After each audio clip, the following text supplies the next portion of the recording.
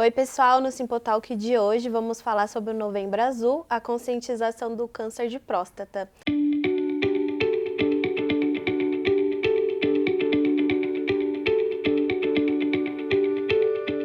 Estamos aqui com o Dr. Felipe. Oi, Dr. Felipe, tudo bem? Se apresenta mais para o pessoal, fala um pouco sobre você.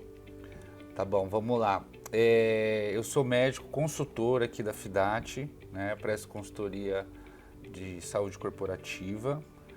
Também tenho uma experiência como médico da atenção primária, né? E como sou médico aqui na empresa, recebi esse convite para falar sobre esse tema, o Novembro Azul, sobre a conscientização do câncer de próstata e aproveitar esse gancho para falar da saúde do homem como um todo.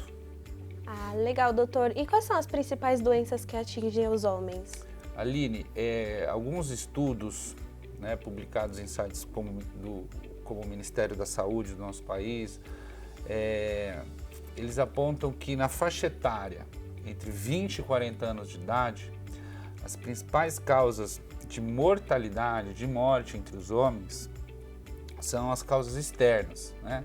Acidente de trânsito, violência, né? Situações, como o próprio nome diz, situações externas. A partir dos 40 anos de idade, esse primeiro lugar das causas de mortalidade dão lugar para as doenças cardiovasculares, né? Infarto, AVC, e aí também começa a aparecer as causas por câncer, né? Então, a população dos homens, né, mais jovem, a gente sempre vai pensar em primeiro lugar em causas externas, né, acidente de trânsito, violência, e a partir dos 40 anos, as doenças cardiovasculares e os cânceres vão ser as principais causas de mortalidade nessa população. E por que os homens têm tanta resistência em ir no médico, procurar uma ajuda quando sentem qualquer coisa? A gente tem que tomar só um pouquinho de cuidado, né, para não confundir um pouco o estigma do tema do Novembro Azul, que é o câncer de próstata. E aí talvez seja desse tema principal, desse tema central, que surja essa ideia do estigma do exame de toque, principalmente, né?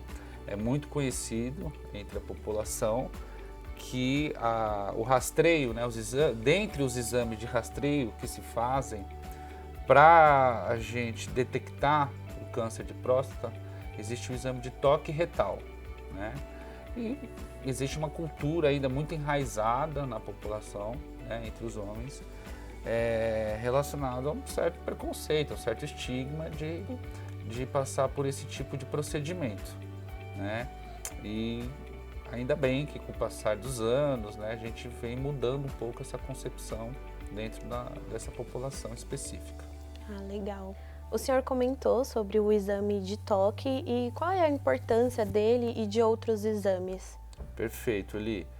O exame de toque, ele é um pouco controverso na literatura médica, né? Como eu já citei aqui, o próprio site do Ministério da Saúde do nosso país, como o site do Instituto Nacional do Câncer, o INCA, eles não recomendam exames de rastreio para o câncer de próstata, tá?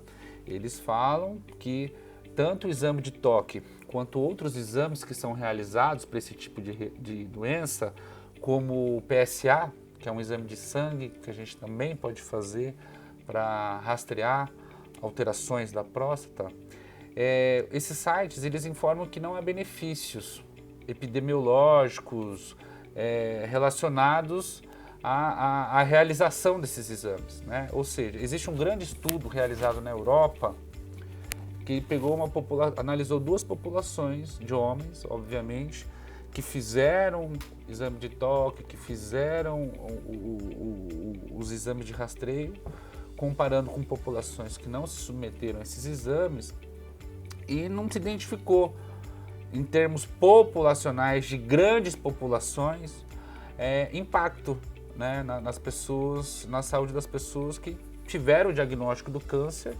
porém ter feito o exame ou não influenciou na duração do tratamento, enfim, na sobrevida desses pacientes, né?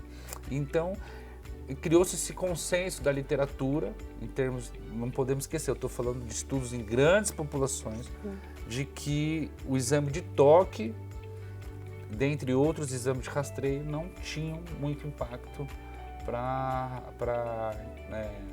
o câncer de próstata, né? Para detecção precoce e tratamento adequado desse tipo de câncer, tá? Deixa eu, sem querer me alongar, mas a gente tem que pontuar, tem que ficar bem claro que esse estudo é um estudo populacional, de grandes proporções, né? Quando a gente vai conversar com os urologistas, com os médicos especialistas para esse tipo de doença, a análise é um pouco diferente. O dia a dia do consultório desses médicos traz um outro tipo de informação para a gente, né? Existem outros consensos que, além desses publicados no site do Ministério da Saúde, do Instituto Nacional do Câncer, que falam sim do benefício do exame de toque e do exame de PSA, que é um exame de sangue, tá? E outros exames de imagem, como ressonância magnética, ultrassom e etc. Então, é um pouco difícil, porque a gente tem uma balança, né, com duas situações. Um estudo de grandes populações e o dia a dia do consultório do médico urologista, que fala, poxa, eu com o exame de toque fiz uma detecção precoce de câncer num paciente. É raro disso acontecer, mas pode acontecer. Então, em alguns casos, o toque retal pode ser uma oportunidade de você detectar esse câncer precocemente, começar um tratamento e trazer maior chance de cura para esse paciente, tá?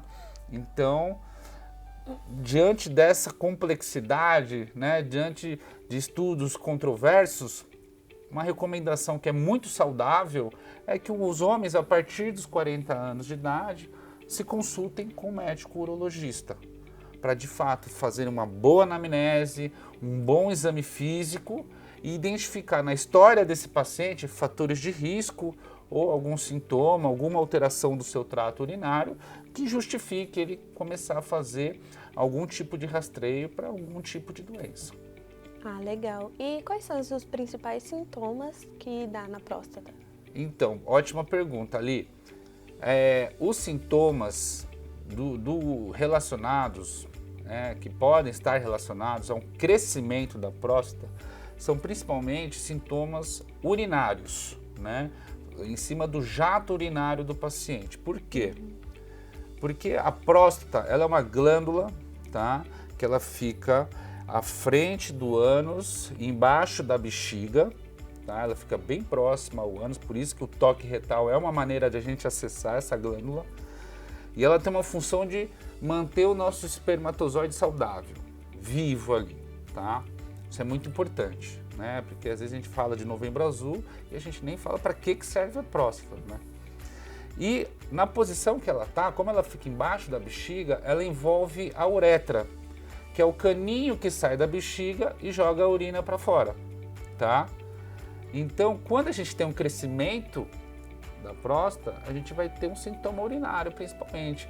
Muitas queixas, como retenção da urina, né? Termino de urinar com dificuldade, fico com a sensação de que não esvazia a bexiga.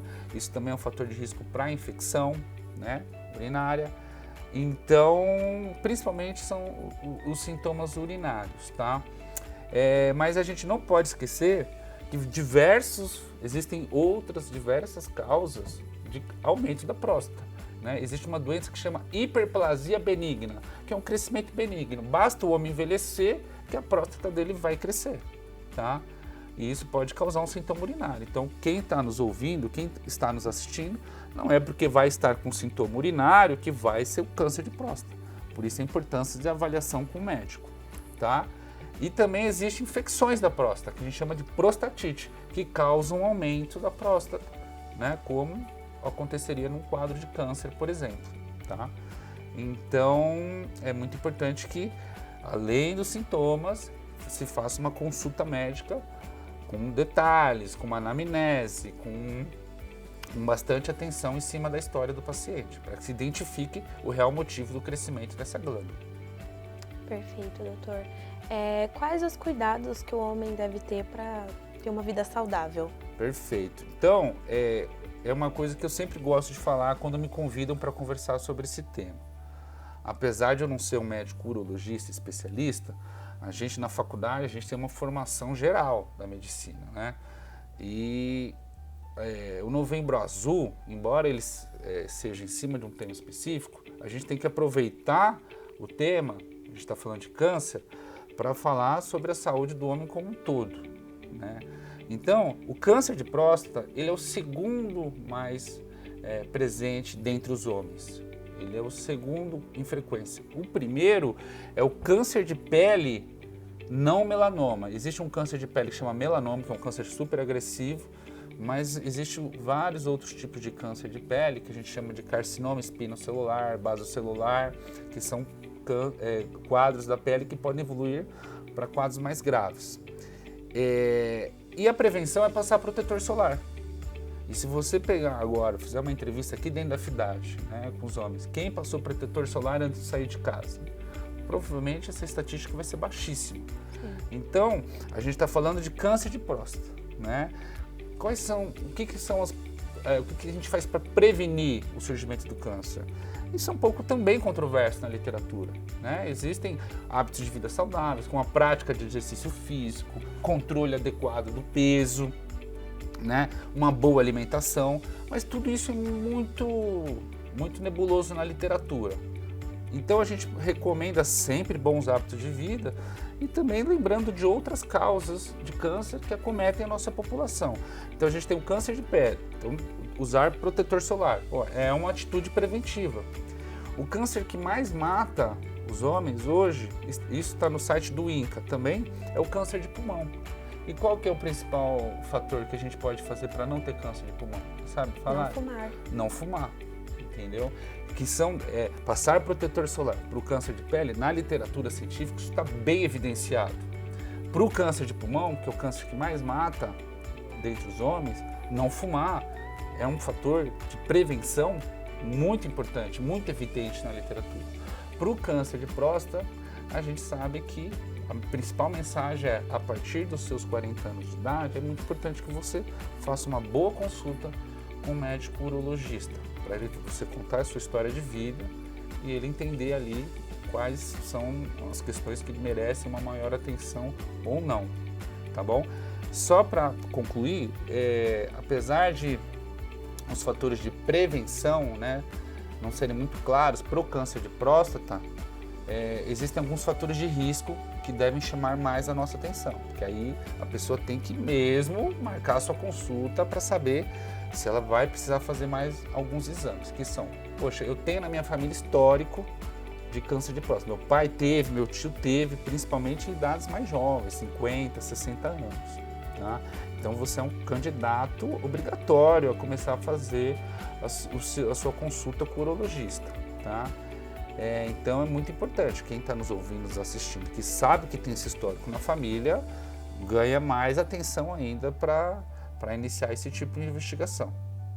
Legal, doutor, obrigada. Qual a mensagem que você passaria para essa campanha do Novembro Azul? A mensagem que eu sempre gosto de passar, seja na campanha do Novembro Azul, Outubro Rosa, Setembro Amarelo, é o papel do paciente no cuidado da saúde. Tá? A gente às vezes parece delegar a uma profissional de saúde, a função de cuidar da nossa saúde, né? Mas antes disso a gente tem que lançar um olhar sobre, poxa, eu estou praticando atividade física regularmente? E hoje o que é praticar regularmente? É 30 minutos, 150 minutos de atividade por semana. Atividade física importante, né? Aquela que você, durante o esforço, não conseguiria conversar com uma pessoa do lado. Você tem que se concentrar no seu exercício. Como é que está a minha alimentação? É só processado? Eu não vou na feira, eu não acesso alimentos in natura. Isso é super importante. Acabou de sair uma pesquisa super importante explicando que a alimentação baseada em alimentos processados é um fator de risco importante para vários tipos de câncer, principalmente do trato digestivo. Então, atividade física, alimentação, sono, como é que está o meu sono? né? Isso são questões de saúde super importantes. E também boa convivência. Como são as minhas relações dentro do trabalho, como estão as minhas relações familiares, né? Estar num estado de espírito legal, né? Com baixa carga de estresse, também é um item super importante para a gente cuidar da nossa saúde. Passar protetor solar, não fumar, né? São todas essas mensagens que devem ser passadas toda vez que a gente tem um meio de conscientização. Se a gente está falando de saúde, a gente tem que ver ela como um todo. Não adianta eu separar por órgão, né? Próstata, mama, saúde mental e depois, né? Não é assim que funciona. O nosso corpo, ele se conversa, né? Então, a mensagem é essa, principalmente. Então, qual o seu papel? Né? Seu papel é protagonizar o seu cuidado de saúde, né? Não delegar a outra pessoa.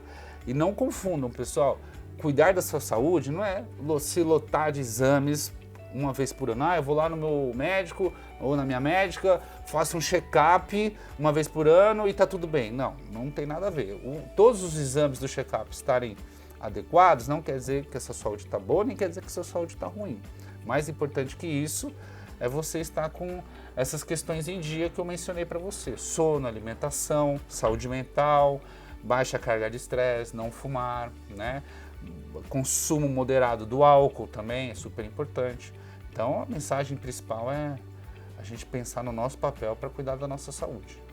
Legal, muito obrigada, doutor, por ter disponibilizado o seu tempo e passar essa mensagem para o pessoal da FIDAT. A gente agradece. Obrigado vocês pelo convite, pessoal. Até mais. Isso. Esse foi o Simple Talk de hoje sobre o Novembro Azul. Espero que vocês tenham gostado. Foi com o Dr. Felipe. Muito obrigada, doutor, por ter participado com a gente. E é isso.